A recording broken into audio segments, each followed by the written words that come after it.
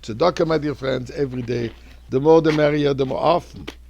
It says that with every little ring that we do when we're throwing a coin in the pushka, this creates another angel. And we need all those angels possible. Yesterday was Tu B'Shvat, and as such in the last 2 days we spoke about Tu B'Shvat. Yesterday we discussed historical interesting trees. Today I would like to read for you a letter that the Rebbe sent to someone. It's part of a lengthy letter, but there is a big part of it which is connected, related directly to Tu B'Shvat. And here it is, excerpts. Man was given reason and intellect, so that by his powers of understanding and deduction he can see, even in the most ordinary things of life, a lesson and moral encouragement in his duties and conduct, both with regard to his Creator and to his fellow man. Take, for example, says the Rebbe, the tree. An example I choose here because of the New Year of Trees, which is in this season. Let me just point out one. Most of the plants, and especially trees, consist of several component parts, which are classified into 3 main groups. The root, the axis or main shaft, which bears the branches and leaves, and the fruit, the shell, the fruit and seed. These 3 main parts have their own functions. The root is the means of obtaining the nourishing substances necessary to the plant's life from the earth. It also provides a firm entrenchment for the plant against the wind. It is by far the most important life-giving agent of the plant, though the leaves also contribute towards the living plasma of the plant by obtaining from the air and from the sun rays essential substances for the plant's existence. The stem provides the main body of the tree and clearly marks the growth and development of the tree.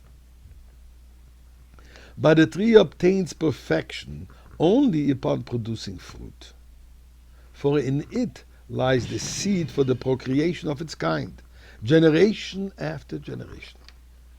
Now, says the Rebbe, man is likened to a tree, says the Torah. Ki adam eitz hasadeh. This likeness is particularly marked in a spiritual sense. The root is his faith which links the Jew with his origin and which constantly obtains for him his spiritual nourishment. The stem, the Torah and mitzvot, these must grow even as the age of a tree increases its stem and branches. But the fruit, which more than anything else justifies the existence of the tree, is the good deeds of man, those mitzvot which benefit others as well as self, and which have within them the seed that produce similar good deeds. To sum up, the roots of the Jew and his very link with the origin of his life lie in his true faith in God and in all the fundamental principles of our religion. Unless the roots are firm and firmly embodied in the soil, the tree, despite its trunk and branches and leaves, will not withstand the strong wind.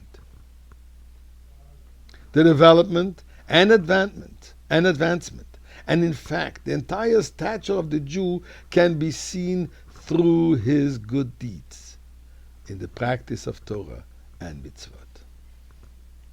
Finally, his perfection comes through the fruit, by benefiting others and helping to perpetuate our great national heritage. And the Rebbe concludes this part. Before the sin of Etz Hadat, the sin where God forbade Adam and Eve to eat from the fruit of knowledge, all trees were bearing fruit.